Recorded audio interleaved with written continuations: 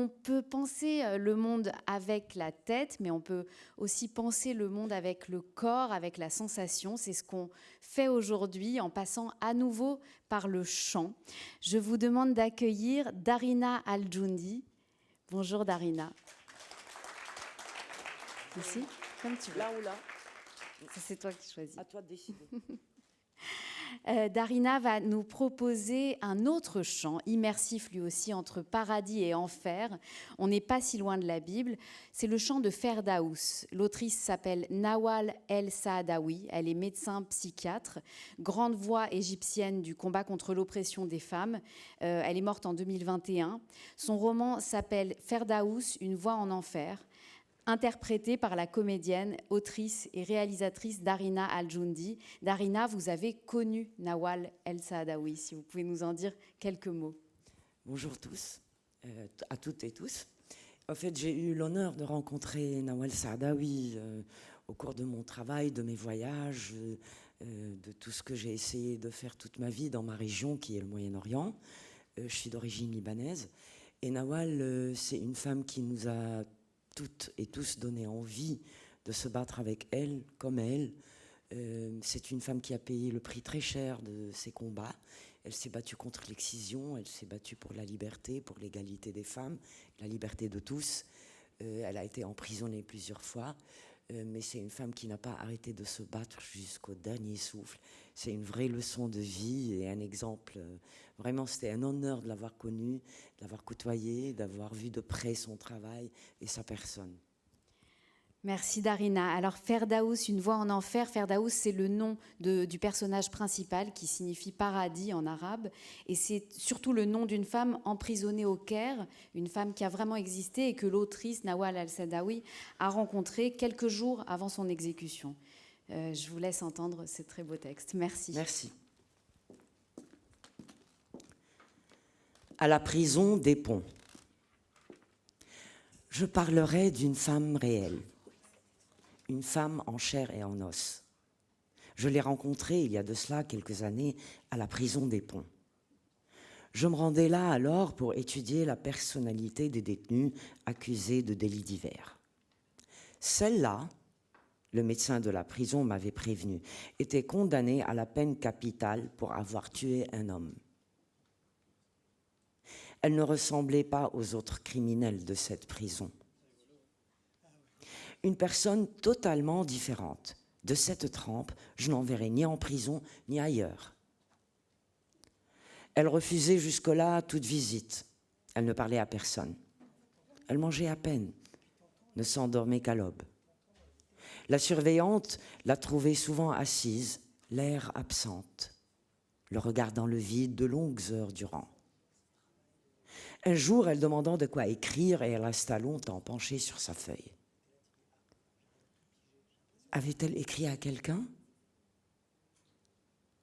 Avait-elle laissé la page blanche?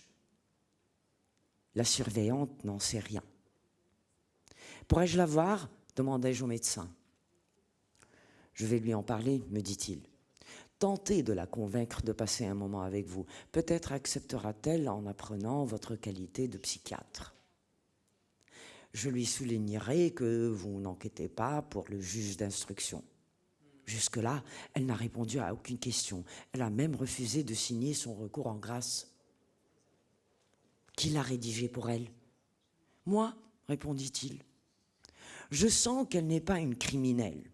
Quand on regarde son visage, ses yeux, on ne peut imaginer qu'une femme si douce soit capable d'un meurtre. Et s'il fallait justement de la douceur pour tuer, insinuai-je. Interdit, il me jeta un regard de coin, il eut un rire bref, nerveux. « Auriez-vous déjà tué ?» retorqua-t-il. « Suis-je à vos yeux une femme douce ?» répliquai-je. Il se détourna et pointa sa main vers une petite fenêtre. « Voici sa cellule, me dit-il. Je vais insister auprès d'elle pour qu'elle vous reçoive. » Il revient peu après, mais seul. Ferdaous, cette femme s'appelait ainsi, avait refusé. Ce jour-là, j'avais à voir d'autres détenus, mais je ne pus que rejoindre ma petite voiture et quitter la prison. Rentré chez moi, je fus incapable de me remettre au travail. Je devais revoir le texte de mon dernier ouvrage. Mon esprit n'était occupé que par le sort de cette femme appelée Ferdows, paradis en langue arabe, elle qui devait être exécutée dans 10 jours. Le lendemain, de bonne heure, je me retrouvais dans la prison, avant même l'arrivée du médecin. Je m'adressais à la surveillante pour pouvoir voir Ferdows. « Inutile, docteur, elle ne voudra pas. » « Pourquoi ? » ?»« Elle sera pendue dans quelques jours. Qu'attend-elle de vous ou des autres ?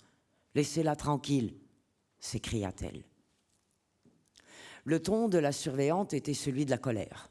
Elle me jetait des regards hostiles, comme si c'était moi qui allais bientôt la pendre.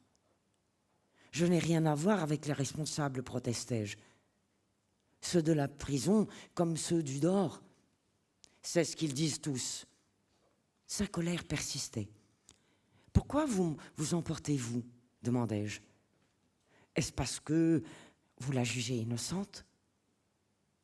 Pensez-vous qu'elle n'a tué personne ? » Elle répondit « Qu'elle ait tué ou pas, elle est innocente. Elle ne mérite pas la pendaison. Ce sont eux qu'on doit pendre. »« Qui, eux ? Qui êtes-vous ? » me dit-elle, en m'enveloppant d'un regard méfiant. Puis, « Ce sont eux qui vous ont envoyé, n'est-ce pas ? » ?»« Mais qui, eux ? » répétai-je. Elle s'est retournée, elle a considéré les lieux autour d'elle avec une prudence proche de la peur, puis elle s'est éloignée en murmurant « Eux, ne les connaissez-vous pas ? » ?»« Non, dis-je. » Elle partit d'un rire moqueur et elle me laissa. Mais j'entendis ces derniers mots pour elle-même. Serait-elle la seule à ne pas les connaître ?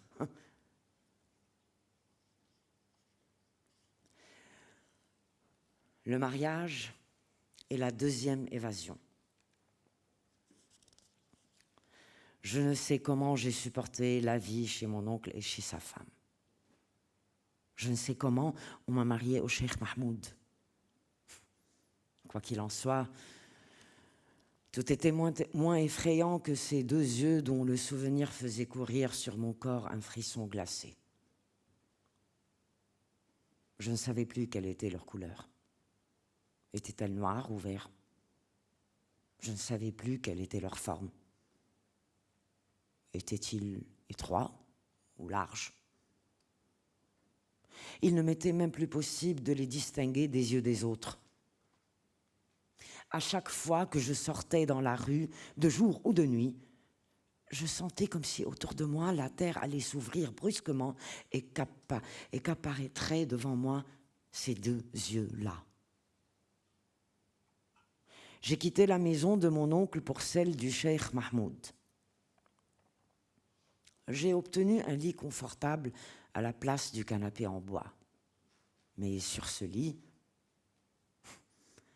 à peine m'y étendais-je pour me reposer de la fatigue de la cuisine, de la lessive et du ménage de la grande maison aux meubles nombreux, que Cheikh Mahmoud me rejoignait. Il venait de dépasser la 60aine et je n'avais pas atteint mes 19 ans. Sous sa lèvre inférieure, il y avait un grand kyste avec un trou au milieu qui, certains jours, demeurait sec. Mais d'autres fois laissait perler des gouttes d'un liquide rouge sang ou d'un blanc jaunâtre, comme le pus. Quand le trou était sec, je laissais Cheikh Mahmoud m'embrasser. Je sentais le grand kyste sur ma lèvre et mon visage me semblait devenir comme un sac ou une outre pleine d'une eau ou d'une graisse dégoûtante. Les autres jours, j'éloignais de lui ma lèvre et mon nez, car une odeur qui ressemblait à celle d'un chien mort s'exaltait du trou.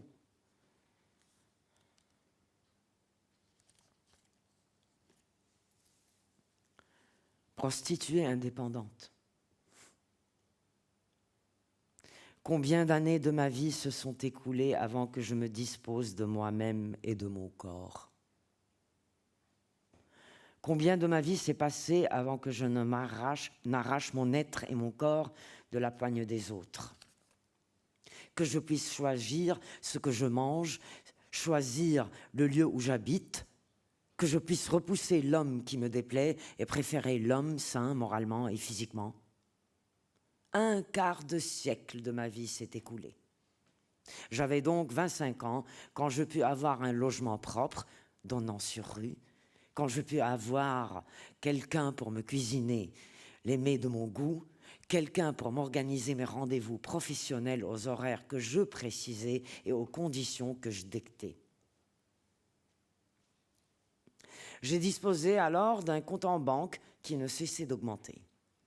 J'avais du temps libre pour mes loisirs, pour aller au cinéma et au théâtre, pour lire les journaux, pour discuter politique avec quelques amis, un petit nombre choisi parmi la foule de ceux qui rôdaient autour de moi et qui recherchaient mon amitié.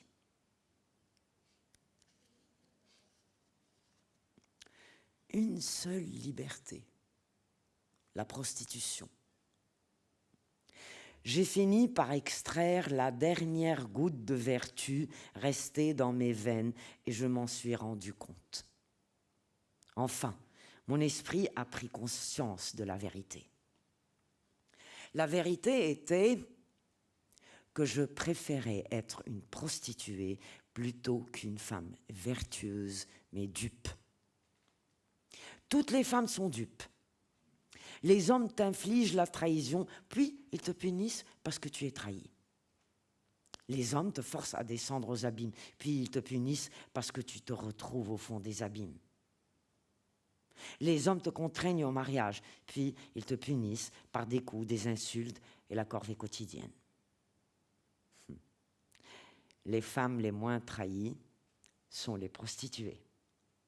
Et c'est par le mariage, par l'amour, que la femme se voit infliger les châtiments les plus lourds.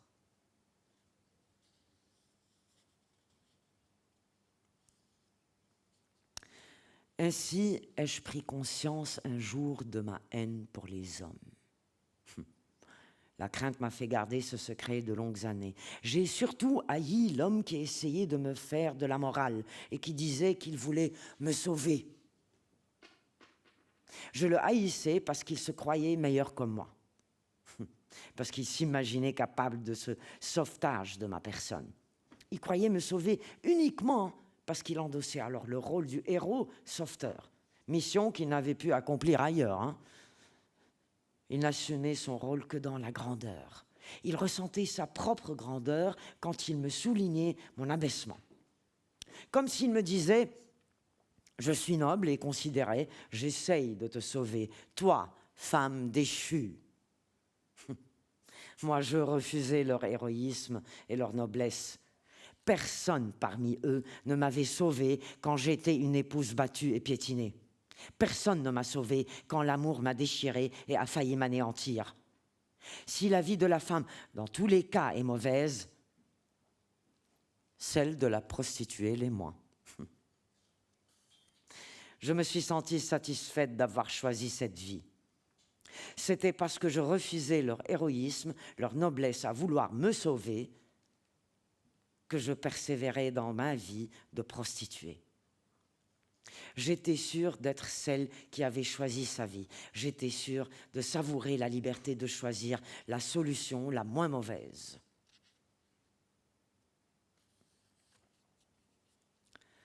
Le refus. J'étais certaine d'avoir échappé aux hommes, mais l'homme qui vint à moi cette fois pratiquait un métier considéré, sans nul doute, comme une activité masculine, celui de proxénère.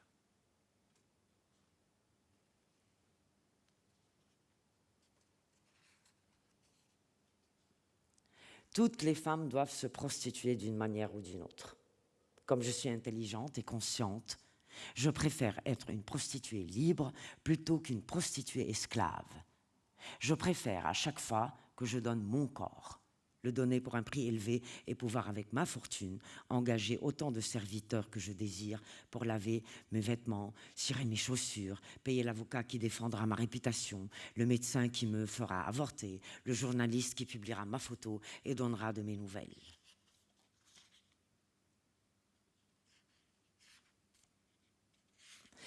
La prostituée dit toujours oui et impose un tarif. Quand elle dit non, cela veut dire qu'elle n'est plus une prostituée.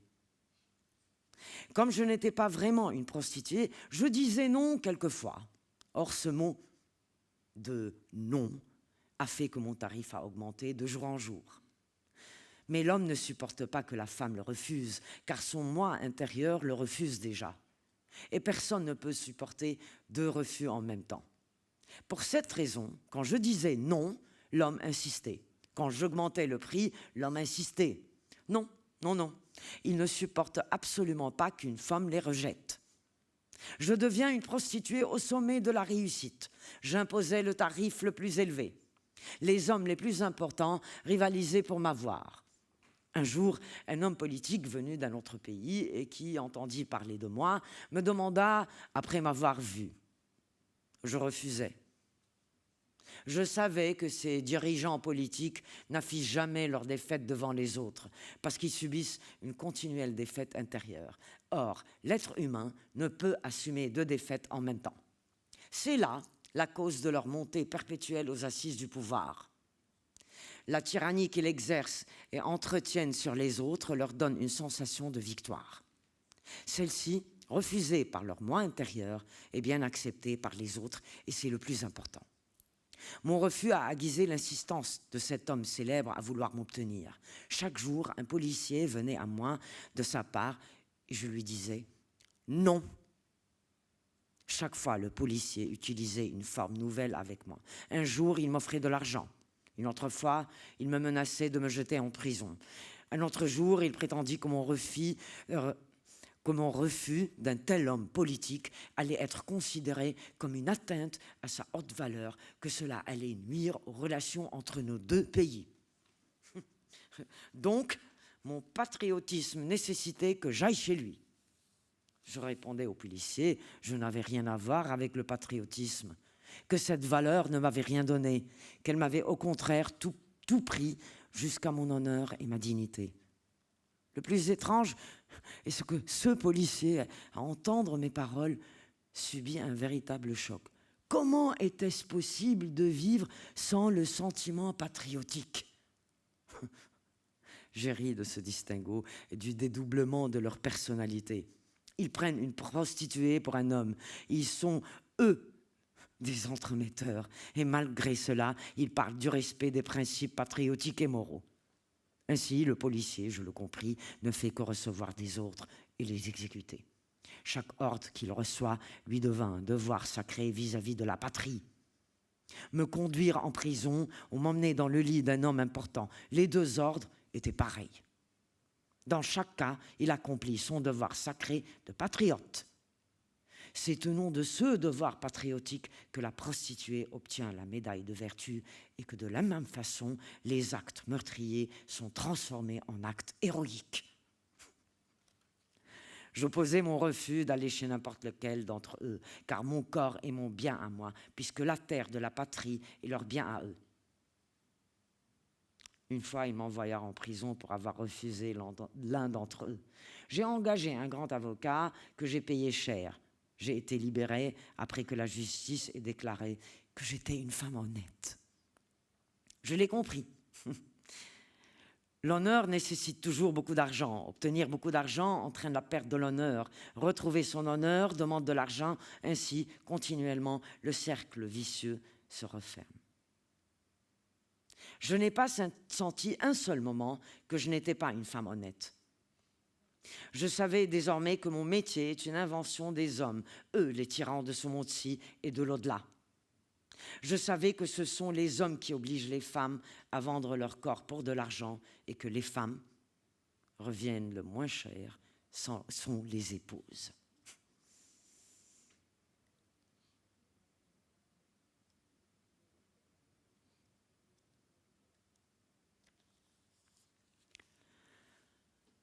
La voix de Ferdows s'est arrêtée, comme ça arrête les voix des songes. J'ai soulevé mon corps, comme une dormeuse soulèverait le sien. Je n'étais pas assis sur un lit, mais sur la surface dure et froide du sol. Cependant, mon corps demeurait insensible à ce froid, comme dans un rêve où la mer serait froide, où je serais nue, mais où pourtant je n'aurais pas froid, où je ne saurais pas nager, mais où je ne me noierais pas. La voix de Ferdows s'est arrêtée, mais son écho léger restait suspendu à mon oreille. Telles ces voix qu'on entend encore dans les rêves. Il nous semble qu'elles nous suivent de loin alors qu'on les sent proches, ou qu'elles nous suivent de tout près quand elles nous parviennent lointaines. En fait, nous ne savons pas d'où elles viennent, d'en haut ou d'en bas, de droite ou de gauche. Nous pensons qu'elles montent des entrailles de la terre, du ventre de la voûte céleste ou du plafond, et qu'elles se remettent à nous encerclées de partout. Tel l'air qui emplit l'oreille, mais ce n'est pas de l'air. C'était vraiment un son et je l'avais entendu réellement. C'était une femme réelle, en chair et en os, assise par terre, face à moi, et la fenêtre de la cellule était fermée. La porte fermée également, et moi, je ne pouvais qu'être éveillée. La porte s'ouvrit soudain, j'ai vu de nombreux policiers en armes. Ils l'ont encerclée. J'ai entendu l'un d'entre eux lui dire « Allons, ton heure est arrivée. » Je suis partie avec eux. Elle a disparu à jamais. Mais sa voix continua à résonner à mes oreilles. Elle secoue mes oreilles. Elle secoue ma tête. Elle secoue la cellule, la prison, les rues. Elle secoue le monde entier.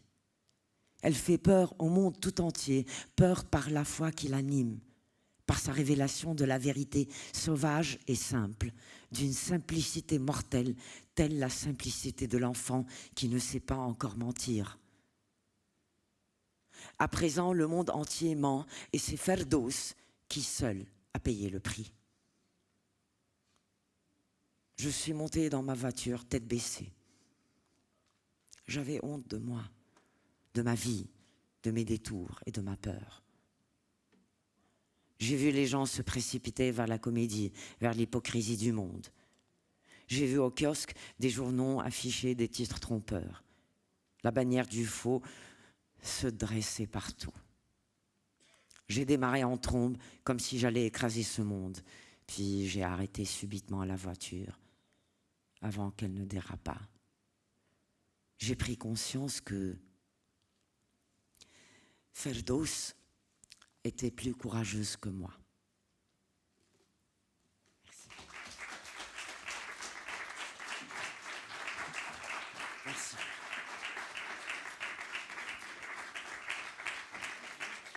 Merci Darina El-Joundi, merci beaucoup.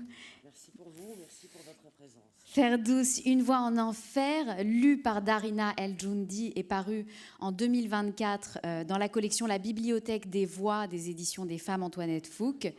Je précise que Darina El-Joundi est l'autrice et la comédienne principale d'une pièce de théâtre autobiographique magnifique qui est devenue un livre chez Actes Sud, Le jour où Nina Simone a cessé de chanter. Et c'est un livre qui pense aussi le monde, puisque c'est l'histoire, votre histoire, l'histoire d'une jeune fille qui rêve de liberté au milieu de la guerre civile libanaise.